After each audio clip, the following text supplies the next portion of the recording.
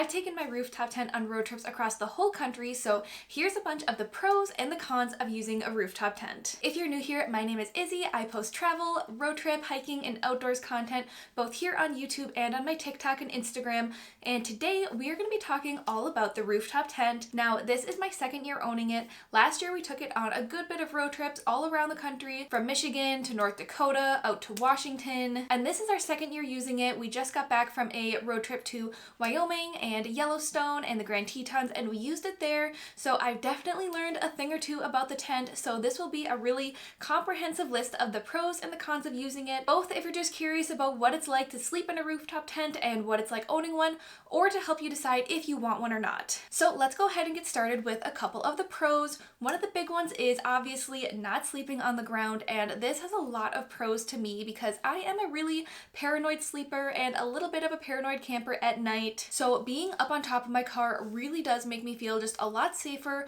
both from humans and from animals. Now, I know if somebody really wanted to get in, they could, but I do take safety measures like being with my husband. We have a little carabiner, it's locked on there. We have the pepper spray, we have the knives, we have the car alarms. We have all of that stuff with us in case we need to use it, but I really do feel just so much safer up above instead of on the ground. And you don't have to worry about animals as much. We were camping in Theodore Roosevelt National Park last year, and we woke up and we were literally surrounded by bison, and that would have scared the crap out of me if we were sleeping on the ground. But again, we were up in the air, so we didn't have to worry about any bison coming right up next to us. And when we're camping, we almost always hear coyotes. Again, something that would freak me out if I was on the ground, but something I just don't worry about being up in the air because coyotes can't really climb ladders, so I just don't have to worry about little stuff like that or little critters scattering around and freaking me out as much. Because like I said, I do get really nervous, especially because we mostly sleep in dispersed camping spots, which means you're just like pulling over not too far off the road or not really in a designated camping spot where anybody or anything can just come to. So that little bit of extra room between me and the ground makes me feel so much better when sleeping at night. The next little pro is that having it up on top of the car makes there more room in your car for all of your camping gear and supplies. Oftentimes we're going on pretty big road trips, so we're basically living out of our car for a week, so we have to bring a lot of stuff from all of our clothes, our bedding, coolers and foods, hiking supplies. So not having to put the tent in the car does save us a good bit of room, and just having it right on top, we don't have to worry about packing it in or making it fit, so it does save quite a bit of room that way. Alright, now time for one of the cons, and that is being up in the air is great, but it also makes it a little more difficult to get in and out of, especially if you have to go to the bathroom in the middle of the night. When you're loading and unloading it, getting all the supplies up is fairly easy, but you have to hand it down. You can't just grab it out of there. It's kind of a two-person job. And then when you're setting up the actual bed, you can't be on the part that's open. I forgot to mention, but I'm sure you've seen from the photos, ours is one that folds open like a book instead of a pop-up one, and I will talk more about that subject later. But since ours opens like a book, only this half is actually over the car. This half is just kind of like hanging out there, and it only supports itself with the ladder, so you're not supposed to put a ton of weight on this. So when we're making the bed, I'm sitting on this side, we're getting changed on this side, we're sleeping mainly on this side, and trying not to put a bunch of weight on this side, so it does just make it a little harder to actually make the bed, get the supplies up and down, because you can't really use this portion to actually sit on. And I've seen other people talk about this too, but if you have a dog or an animal that you like to bring camping, it does make it a little more difficult than, say, a regular tent where they can just walk on in. I have heard of some people bringing their animals up with them, and some tents even have little like annexes where they can put their animal in and it can stay, and it just creates a little bit more room. But yes, it does make it a little more difficult, but that is something I don't have to worry about because I don't have a dog and I don't bring my cats camping. Alright, and now back to another pro of the tent, and that is that you don't have to worry about the elements as much. So rain and floods aren't really something I worry about, versus in a tent when I'm lying on the ground, I am worried about the tent leaking or water getting in or coming in over the top, whatever. I don't have to worry about that in the rooftop tent because, like I said, you're off the ground, so if it rains a ton or floods, that just goes all underneath you, and I am able to just relax and sleep a bit more and enjoy the sound of the rain instead of worrying about it coming in and flooding and getting our tent all wet. Wind is also something that I don't really have to worry about. I don't have to sit there and worry if I put the stakes in well enough, if everything is tied down good, because it's obviously just attached to your car car and it is not going to blow away. Yes, it does get ruffled up quite a bit in the wind, but you really don't have to worry about it collapsing or blowing away or anything like that. Now, like I said, I am a paranoid sleeper, and so sometimes when it's windy, the flapping of the tent actually really freaks me out, and I think it's somebody outside or an animal, and that noise just freaks me out. But that's just something that all tents have. That's not really something I can escape being in a rooftop tent, but I don't have to worry about the wind blowing my tent away or anything like that. Now, before I talk about the next con, I wanted to take a quick break and tell you about the sponsor of today's video and the outfit that I am wearing, and that is from G4Free on Amazon. So I'm gonna go ahead and show you my full outfit. So here's the set that I've been wearing. I love this blue tank top. I think the color is so pretty and perfect for spring and summer. It is super soft and feels nice and cool on my skin. And then usually you don't really see what pants I'm wearing because I'm sitting at my desk, but these are also from G4Free. They are ultra comfortable pants. I see me wearing these all the time. They fit really, really nice. They're a little bit loose on the bottom, so they're nice and flowy, super comfy. And I just think these are really flattering, as well as everything else from them. And they come in so many different colors. And let me show you what else I got. So here are the first couple of pieces. I have this really cute tank top. It is so silky and smooth. I love the halter design on the back. It'll keep me nice and cool for hiking. Plus, I think this orange color is really cute. The length is perfect. It's cropped, but not ultra cropped. And then these shorts, I think they are some of the softest shorts that I own.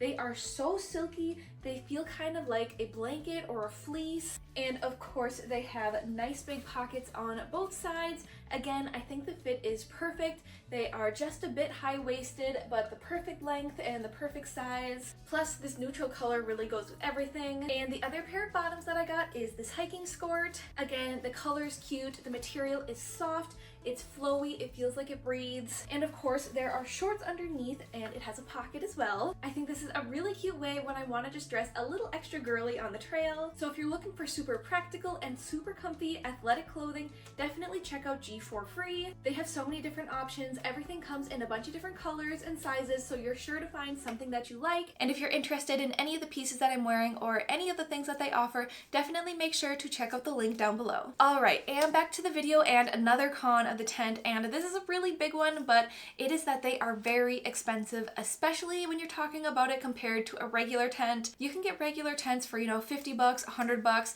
$200 for a nicer one, but these rooftop tents run you a lot of money. Even used, I see them going for $750, $800. The average one that I was seeing on like Amazon was at least $1,000, usually around $1,200 to $1,500, and that's even depending on which kind that you get. There are some that are really even more expensive. You know, you can get ones that are up to $2,000, $2,500, but obviously I'm sure those ones are a little bit better quality. I have a kind of cheaper, more beginner-friendly one that isn't as expensive as those $2,000 ones, but even this beginner one that's, you know, $1,200, that's not cheap. That is a lot of money to spend on a tent. So you really have to make sure you're getting a lot of uses out of it before buying it to really get your money's worth. As well as the tent, I had to buy a whole roof rack system to go along with it because my Volvo didn't really have anything. It just had the built-in rails, but I had to buy the little adapter pieces that actually attach the crossbars to the car. I bought a little windscreen to help with the noise reduction and to help get a little bit better gas mileage. So that on top of it was another like $250, $300 just for those accessories. Obviously, if you already have a roof rack system, you don't have to pay for that, but you do have to do a lot of research in making sure that your car can support all the weight, that you get the right kind, the right size, that you're installing it properly. It took me hours of research to figure all that out, and it was a lot of work if I'm being honest. Thankfully, that's only something you have to install once. You don't really have to take that up and down every season, but it is just a lot more research and a lot more time and money that goes into it. Another little con is that when you're not using it on top of your car, you have to store it somewhere, and it takes up quite a bit of space in the garage, especially the one that I have, like I said, that folds open. The ones that pop up do take up a little bit less space, but ours, it's thick. It's like over a foot thick, I believe, and it's really wide, and it just takes up a lot of space when it's not in use, so you have to have like a whole dedicated area to store it in. Another really big con to ours is that it is so heavy. It is absolutely at least a two-person job to get it up there, and last time we were putting it up for this season, I accidentally scratched up our car when we were lifting it up because it hit the side, scratched a good bit of the paint, and I felt so bad. And paint is really expensive to fix, so I felt terrible, but it is so heavy to try and get up there and down we leave it up for basically the whole season. Last year, we just left it up for the whole season. We put it up there at the beginning of May and didn't take it down until the end of our road trip season, which was at the end of October. So we were driving it around up there just the entire summer. And with it up there, you do get worse gas mileage. And even when we're not on our road trips, like I said, I just leave it up there all summer. So I was getting not as great of gas mileage for basically the entire summer, which it doesn't make it that much worse, but it does add up over time, especially when you're driving across the country on it. That does add up because you are doing a lot of miles. And again, especially with ours, it's really tall, it's really heavy, so it does just add up. And I would honestly prefer one of the little pop-up ones because like I said, there's a lot more pros to that one, and I would definitely prefer one of those. So if I was going to be upgrading or if I was going to be spending that amount at the beginning, I think I would definitely prefer one of the pop-up ones instead of one of the ones that fold open. Now, yes, ours does have a lot of room. We have a full queen size mattress in ours. There is plenty of space. It's roomy. It's super comfy because we put in one of those extra little memory foam mattresses. So it is super comfy, super roomy, and you do have more room because like I said, it's folding open. You're getting basically almost double the space, but I do think the pros outweigh the cons on owning a pop-up one versus our fold-out one. All right, and a really weird con to ours is that it has these holes. They're like little gaps where the hinges are, and yes, there's little flaps that kind of help stop it, but they are holes that are open just right to the outside. And one time when we were camping in northern Minnesota, it was rainy, it was humid, and I'm not joking you, hundreds of mosquitoes got into our tent. I was swatting them away all night, and it was also really hot, so I was like tucked into my sleeping bag, just absolutely sweating, but it was better than being absolutely eaten up by mosquitoes, and they were still just buzzing all around my head. It was absolutely awful, one of the worst nights of sleep that I have ever gotten, but thankfully for this year, I did try and patch it. I just bought a little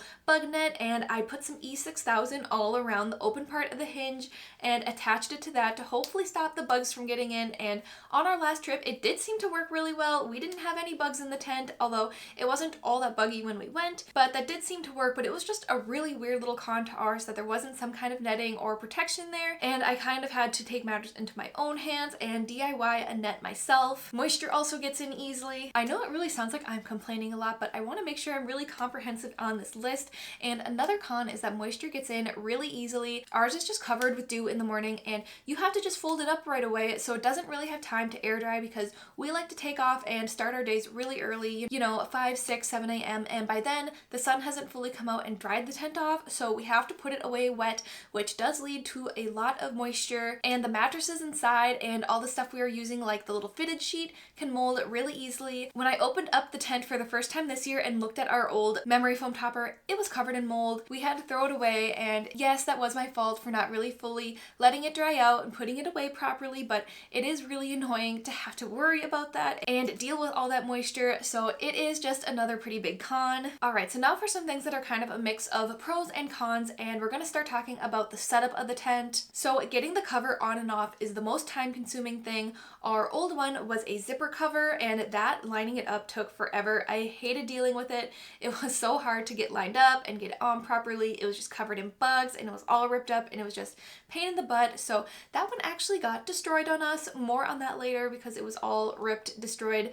Couldn't use it, so I actually bought a custom made tarp and we attached that with bungee cords and ratchet straps. It still got torn up again, more on that later, but that is the longest part about setup, is getting the cover on and off, because once that's off, it is super easy to set up. You literally just flip it open. My husband climbs up onto the car, he grabs the ladder and pulls it over, and it is basically set up. You put the ladder down, you go in, and that part is super easy. I would say it takes less time to set up than a regular tent, but probably about the same amount of time as a pop-up tent, which I also use and also love. Alright, now let's get into that dang cover. Like I said, the original one ripped really easy, and we were taking it on 80-mile-an-hour highways, you know, going 85 miles an hour, so I don't think those covers are meant to go at that speed, especially for as many hours as we did. You know, we were driving those for like 6, 7, 8 hours at a time, going just straight through states, and they just get absolutely shredded. We had to keep stopping on our road trip and trying to patch it with duct tape so it wouldn't get more ripped,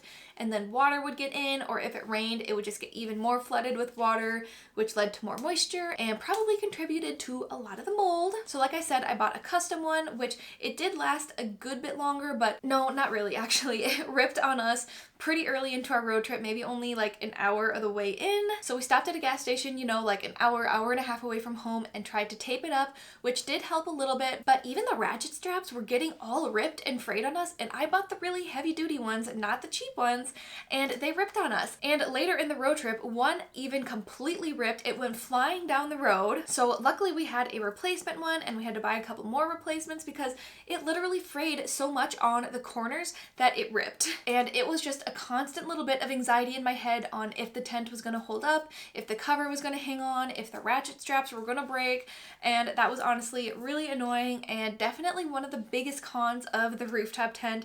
And again, this might just be a problem more towards me or the tent that I bought, but even again, the second cover that I bought, the custom made heavy duty one, it ripped on us really early on because the corners are so sharp and we're going so fast. So yeah, that was very annoying and I did not like dealing with that. But I won't rant anymore about that cover, and I think that was the main pros and cons of the rooftop tent. If you have any questions about it, please ask me in the comments because I would love to make another video about this. I was thinking of doing another one about the things that we learned about the rooftop tent, as well as answering any questions that you have, so definitely leave those below. And I do have a lot more videos about it on my TikTok and Instagram in short form, so definitely make sure to go follow me over there for more videos. I post there daily, again, about similar topics that I talk about here, like hiking, road trips, camping, and the outdoors. And if you're not subscribed to me here as well, please make sure to do so because it would mean a lot to me, and thank you so much for watching.